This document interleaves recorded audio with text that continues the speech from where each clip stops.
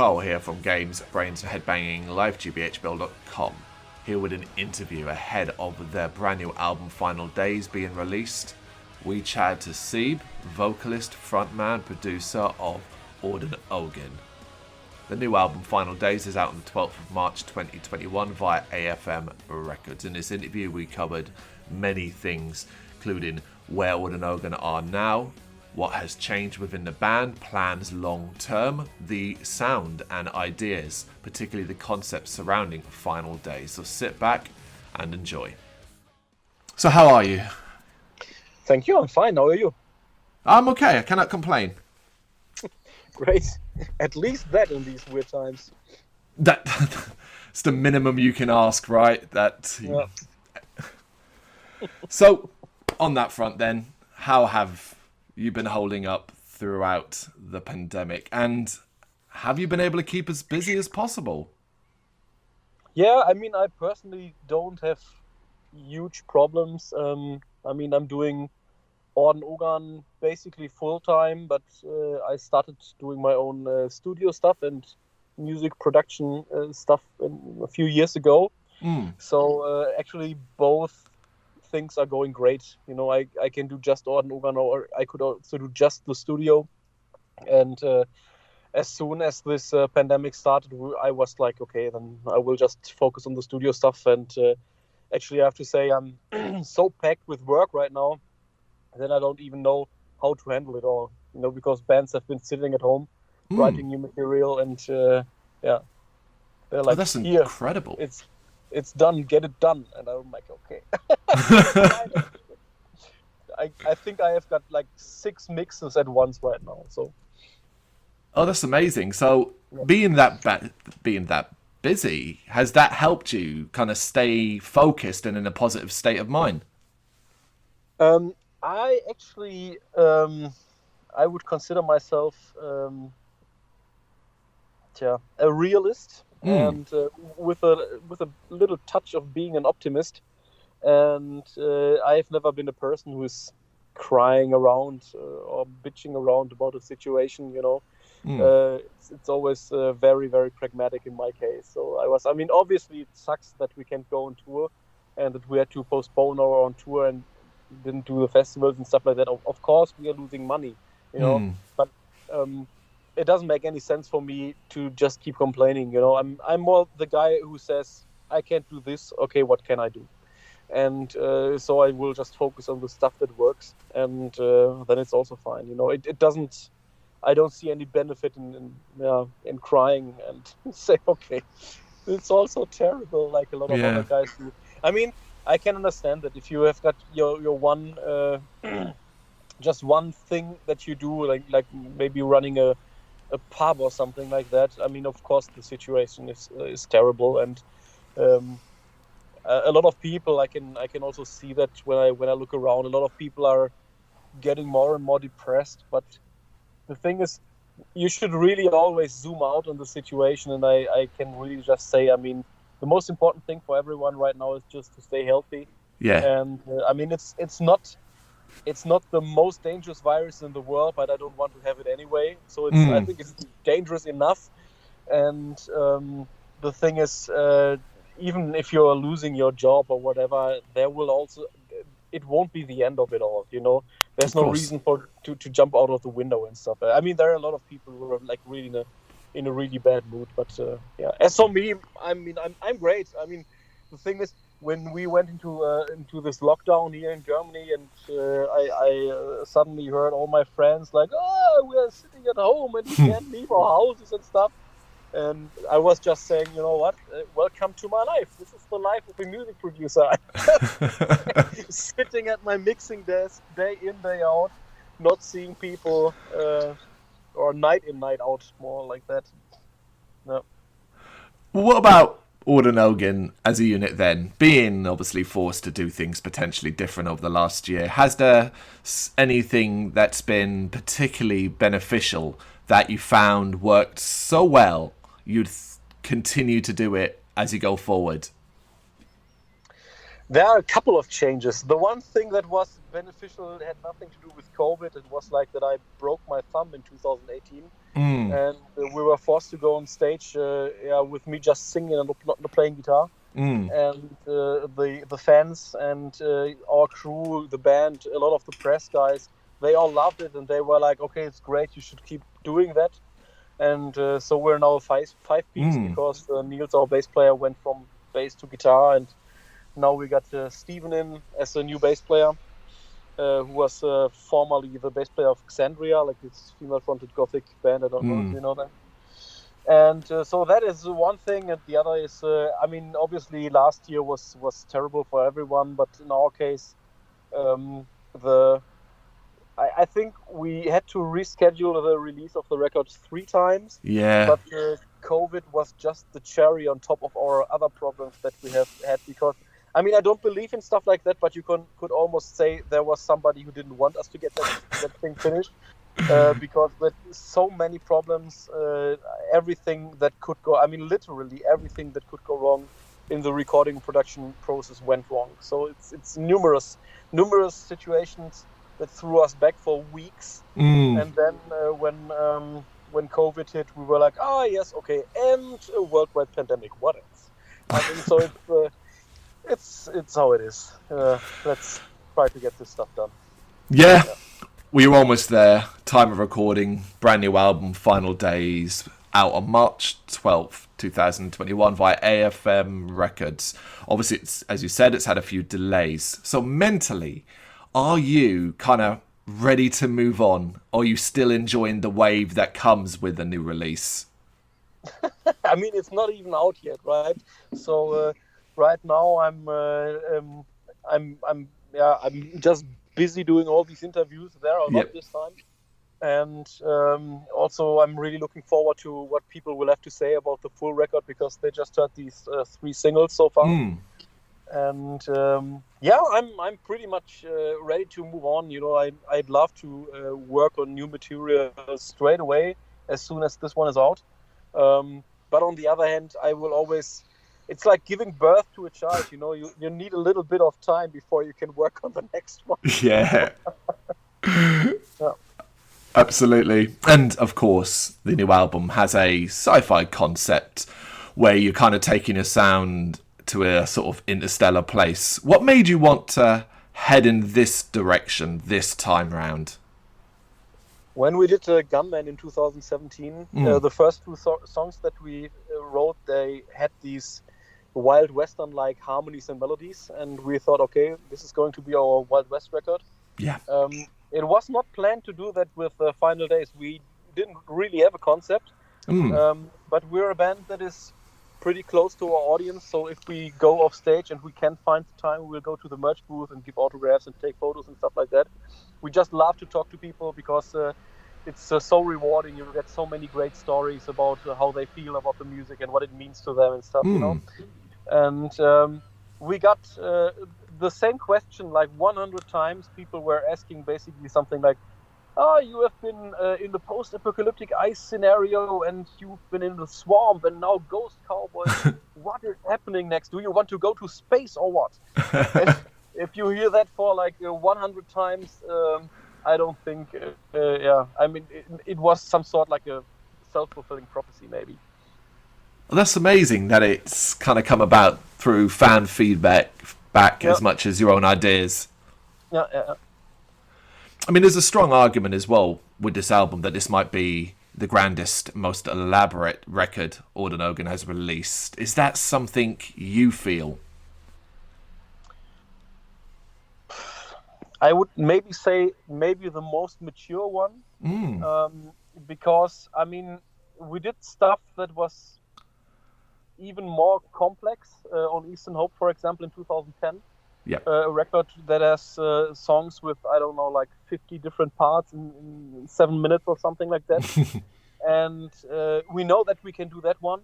But it's also important to know when you have to just take a step back and let one riff be the one riff, Yeah.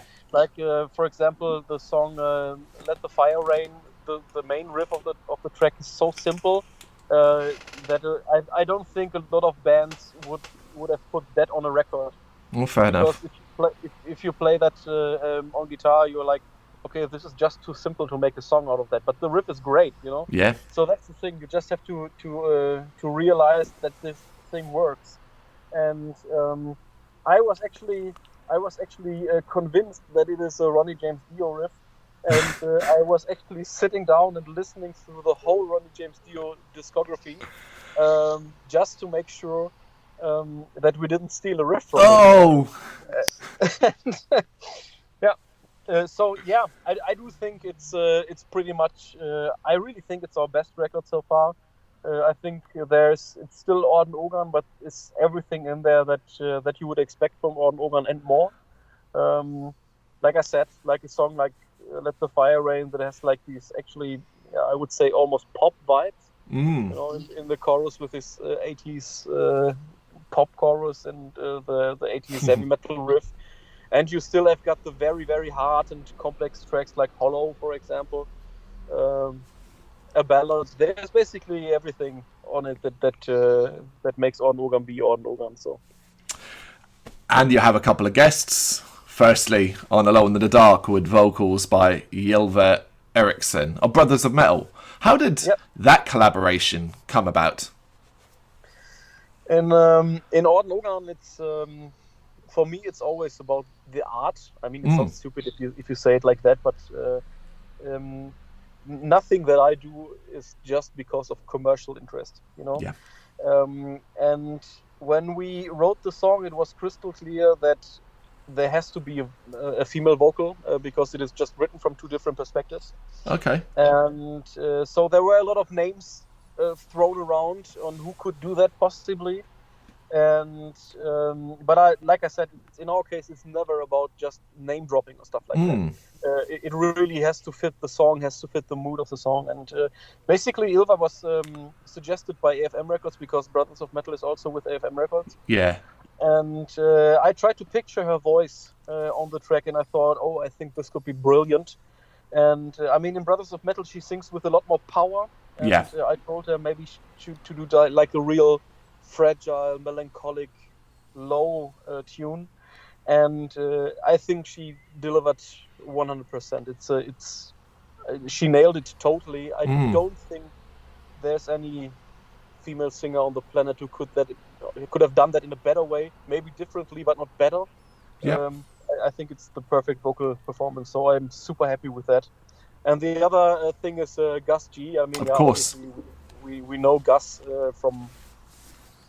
Niels, our guitar player, has been on tour with him and stuff. And in 2018, it started that we had a few problems with our former guitar player Toby, and we were basically just joking around when we said, okay, if this doesn't work out, at least we need some guest guitar spots.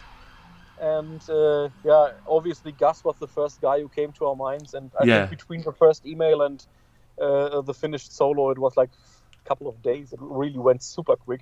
Wow. And so I mean, it sounds so stupid, but I mean, obviously we're super happy to have him on the record. It's a big honor for us to have like the former Ozzy Osbourne guitar player on the record, and also we're all big fans of his guitar playing. Like I said before, it was not about the name. It was because he's just a great player, you know. And I 100% knew what would be coming. And when I pulled up the track, I was just laughing because it was exactly like I pictured it. You know? Yeah. So very, very cool for us. Yeah. Yeah. The kind of guitarist you can totally have confidence in. Yes. So have you been paying attention to the reaction so far to the singles? And I guess in particular Inferno, which is certainly one of your more accessible tracks. Yes. I mean, of course. I mean, I don't, let me put it like this. I don't read too much what the press is writing. That's just one opinion of one guy or girl. Yeah. I tend to look into the comments every now and then, but I don't get into a bad mood if somebody writes something bad or whatever. You know, like people write shit, other people love it. I think what's really interesting is that the vast majority of the comments is incredibly positive, and this is also what I'm experiencing from journalists. Actually, like I said before, I mean, we had a lot of interviews for Gunman as well, but this time I got the impression that almost everyone that I talked to really took time to listen to the record, and so far everyone really liked it. So it's like, it's crazy. So I think people really dig the record. Yeah. Yeah, absolutely. And obviously, you're the producer on the album. Who's there to tell you to stop playing around? Or are you able to kind of do that yourself? I am the guy that tells it to myself. And you know, the thing is, in case of Orden Ogan, I got the vision in my head. I really know how it should sound. And when I am still, as you say, like playing around, I'm doing that because it still needs it, you know? Yeah. So I think with all the experience over the last years, I really know when it's great. But if it's not great, we will really have to get there. Like I said before, I never did Orden Ogan because there was some commercial interest. I mean, I'm making my income from the band, do my living from that. How do you say that in English? Make a living? Yeah, make a living's right? Good. Yeah. But still, you know, I'm writing this music because this is what I want to do. This is me, you know. This is like I am expressing myself, and so it has to be what it has to be. And when it's not done, it's not done. I can hear that, you know. Oh, that's fair enough. Yeah, and so I would always prefer to postpone a record instead of releasing like a 90% version of stuff. Right. I really have to say, when I'm working with other bands like Rhapsody of Fire or Brainstorm or whatever, in case of Brainstorm, for example, they really want me to go down the rabbit hole, like you say, and really work on the songs in depth.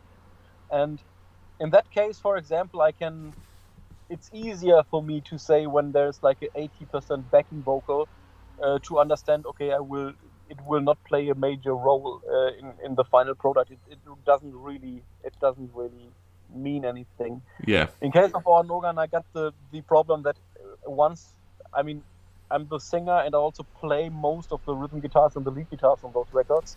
And so if there's something wrong, I will always know that it's wrong. You know? So I really have to go back to that. So it can be, if you are a perfectionist, it can be like a major pain in the ass. Yeah. But still, we get it done every now and then. All 3 years, that's in your record that's done, yeah? As you said, if it takes 3 years, so be it. Yeah. Obviously, you toured off the back of Gunman relentlessly. Is it nice to kind of have this big break, or are you just desperate to get back out there now, especially as your current plans have been pushed back so much? I'd love to go back on the stages, but if it's not possible, it's not possible. Yeah. Like I told you before, I'm not crying around. And the thing is, I mean, Orden Ogan grew a lot in the last years. I mean, we did our first real headlining tour in 2017 with the Gunman record, having Rhapsody of Fire as a support act. Now the first tour that was actually planned for Final Days was with the supports Gravedigger and Rage, which would have made a great German metal package. We had to postpone that and bring in 2 other bands that would have been now like a really modern package, which with Orden Ogan, Brothers of Metal, and Windrose. And we had to postpone that again.